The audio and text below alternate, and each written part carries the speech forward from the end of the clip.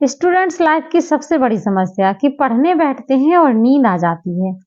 तो देखिए, जब आप कोई काम करेंगे, निरंतर किसी काम को करेंगे, तो थकान होती है। हर इंसान के साथ में ऐसा होता है। जब आप घंटों कोई भी काम एक साथ करना चाहेंगे, तो आपको थकान होगी और थकान होने की वजह से नींद का आना स्वाभाविक है। लेकिन क्या इसकी वजह से हम पढ़ाई करना तो नहीं छोड़ सकते? हमें जो लक्ष्य प्राप्त करना है, हम उसको पाके ही रहेंगे। क्योंकि जो मेहनत करता है, वह इस चीज़ को समझ सकता है। यदि आपकी लाइफ में भी मेहनत की कीमत है, तो आप लोग देख पाएँगे कि मेहनत के बल पे ही सफलता का मज़ा आता है और मेहनत कभी कोई करना नहीं चाहता। मेहनत कभी किसी को अच्छी नहीं लगती है। लेकिन यदि आप ये सोच रहे हैं कि बिना मेहनत के ही आपको सब कुछ मिल जाए, तो उस चीज़ का मज़ा भी नहीं आएगा। जब आप कठिन परिश्रम करते हैं, कठिन मेहनत करते हैं अपनी ज़िंदगी में और उसके बाद जो वो फल मिलता है ना, उसका मज़ा ही अलग होता है। तो आपको ये नहीं देखना है कि ज़िंदगी कैसे चल रही है, कैसे नहीं चल रही है। आपको ये देखना है कि आपको सफलता चाहिए, आपको उस फल पे अपनी निगाह टिका कर रखनी है। तो नींद का आना स्वाभाविक है। इस छोटी-छोटी सी चीज़ों से आपको अपने आप से बचाना होगा, क्योंकि कोई भी कार्य दुनिया में इम्पॉसिबल नहीं है। नींद का आना तो बहुत ही छोटी-सी बात है। आप इस पर अपना कंट्रोल बनाकर रख सकते हैं। यदि इस पर आपने अपना कंट्रोल बना लिया, तो आप अपनी पढ़ाई को बहुत अच्छे तरीके से कर सकते हैं। आप चाहते तो हैं कि सफल हो जाएँ, पर आपके साथ में ऐसी परिस्थितियाँ ही नहीं हैं कि आपको सफलता की ओर प्रेरित करें। जो भी लोग आपकी ज़िंदगी में आ रहे हैं, आपके लिए मोटिवेशन नहीं, आपके लिए डिमोटिवेट करने का कार्य कर रहे हैं। जो भी लोग आपकी ज़िंदगी में आते हैं, ये सवाल पूछते हैं, वो सवाल पूछते हैं, कई सवालों के ज़रिए आपको उलझा कर चले जाते हैं। आप चाहते हैं कि सफल हों, आप पढ़ें, पर कई चीज़ें ऐसी हो जा रही हैं कि आपका मन नहीं लग रहा। तो यदि आपका मन नहीं लग रहा, तो आप अपने ऊपर कोई भी प्रेशर महसूस करना शुरू कर दीजिए। यदि आप किसी प्रेशर में नहीं हैं, तो भई घरवालों को बोलिए कि कोई ज़िम्मेदारी दो, कोई प्रेशर डालो।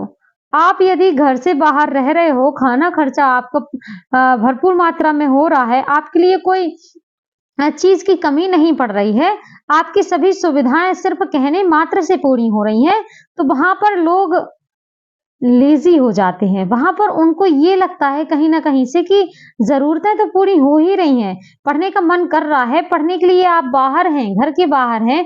काफ़ी स्टूडेंट्स घर छोड़कर भी जाते हैं, घर के बाहर रहते हैं, हॉस्टल में रहते हैं या कहीं कमरा किराए से लेकर रहते हैं, तो बहुत सी परेशानियाँ भी जाती हैं। वह चाहते भी हैं कि पढ़ें, लेकिन कई चीज़ें उनके साथ ऐसी हो जा रही हैं कि उनके अंदर वो मोटिवेशन नहीं आ पा रहा। जो चीज़ वह चाहते हैं, लेकिन वह कर नहीं पा रहे हैं। तो आज इसके लिए मैं आपको एक छोटी-सी कहानी सुनाऊँगी। आपका ज़्यादा समय बर्बाद ना करते हुए एक छोटी-सी कहानी सुनाऊँगी जो शायद आपकी ज़िंदगी बदल के रख दे। देखिए, कहानी कुछ ऐसी है कि एक समय एक किसान हुआ करता था। उसने अपने खेत में फसल लगाई थी। फसल कटने ही वाली थी कि आंधी-तूफान उसी समय आ गया और वह बहुत ही क्रोधित हुआ। उसने कहा, हे भगवान! ये क्या परिस्थिति लाकर रख दी है? अभी तो मुझे फसल का दाना मिलने वाला था और अभी आपने इतनी परिस्थितियाँ यहाँ पर खड़ी कर दी हैं। ये कैसा शासन चला रहे हैं?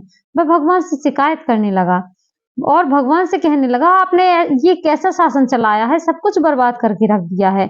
आपको शासन करना नहीं आ रहा है। आप मुझे इस प्रकृति का नियम बता दीजिए और सारा जो आपका रिमोट कंट्रोल करने का कार्य है, वो मुझे दे दीजिए। मैं इस प्रकृति को सँभाल के रखूँगा।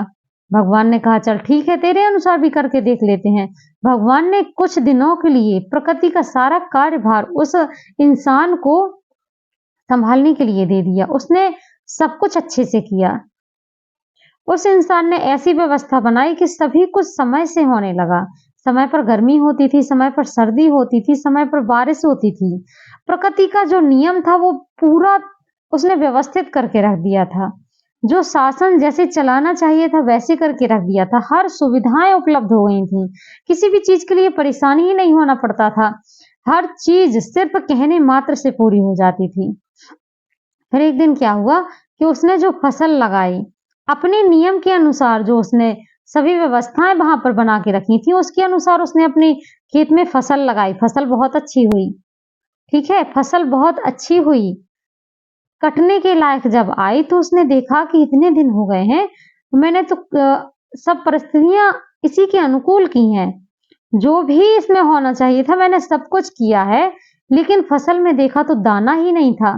फसल कहने के लिए बहुत बड़ी-बड़ी हो गई थी, लेकिन उसमें दाना प्रयोग करने के लायक भी दाना नहीं था।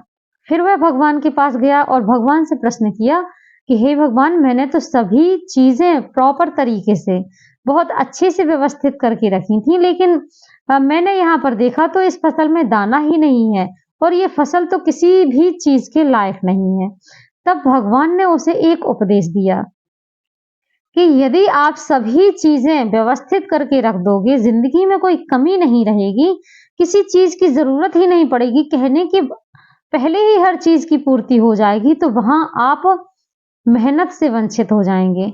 और जहाँ आपकी ज़िंदगी में संघर्ष नहीं रहेगा, आपने उस फसल को सब चीज़ें दी हैं, लेकिन उसके लिए उसको मजबूत बनने के लिए वह तूफ़ान, आँधी, जो संघर्ष करने की परिस्थितियाँ हैं, वह तुमने नहीं दी हैं वहाँ पर। इसलिए जब वह फसल तो हो गई है, खड़ी हो गई है, पेड़-पौधों को खड़ा तो करना आसान है, लेकिन जो आंधी-तूफान आते हैं, ये पेड़-पौधों की जड़ तक जाकर उनको और मजबूत बनाने का काम करते हैं।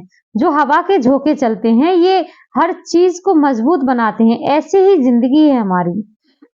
इस ज़िंदगी में जो परिस्थितियाँ आती हैं, वो हमको निखारती हैं, हमें मजबूत बनाती हैं और ये मात्र से सभी चीज़ें पूरी हो जाती हैं। उनके जीवन में संघर्ष नहीं होता, वहाँ पर मेहनत सार्थक नहीं होती। क्योंकि मेहनत की ज़रूरत पड़ती है, मेहनत के बाद ही इंसान सफल हो पाता है।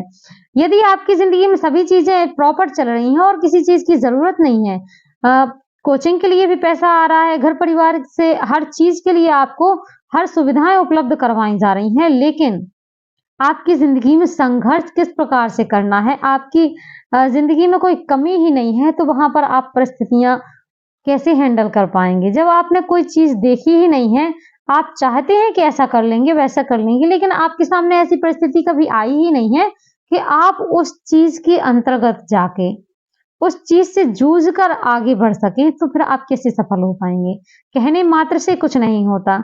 जो ज़िंदगी में उतार-चढ़ाव होते हैं, उन्हीं के अनुसार आपकी ज़िंदगी के आगे की नींव मजबूत की जाती है। यदि आपको अपना भविष्य सुरक्षित करना है, आपको अपना भविष्य बनाना है, तो उसके लिए आपको अभी बनना होगा।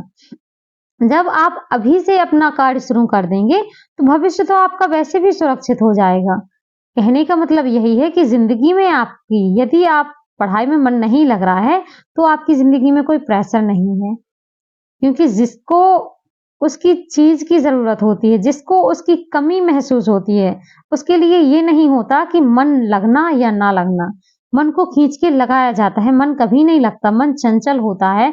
और एक चीज़ जो सबसे ज़्यादा ज़रूरी है, देखिए मेहनत करना किसी को अच्छा नहीं लगता, लेकिन आप जब मेहनत करने के बाद वो परीक्षा का परिणाम होता है ना जो, उस परीक्षा के फल को आपको देखना है।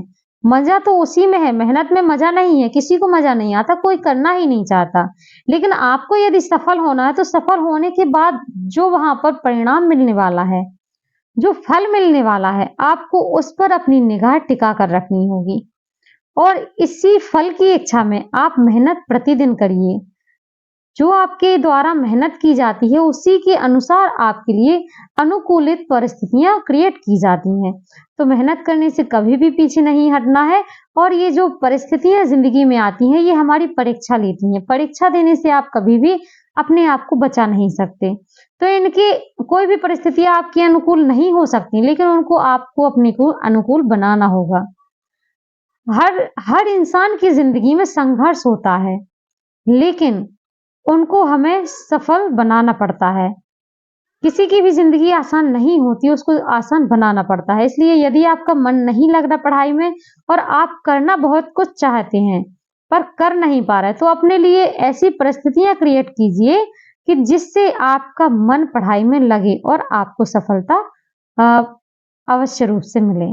आज के लिए इतना ही, मिलते हैं अगली वीडियो में। कोई भी बात होगी तो मुझे कमेंट बॉक्स में कमेंट करके ज़रूर बताइएगा।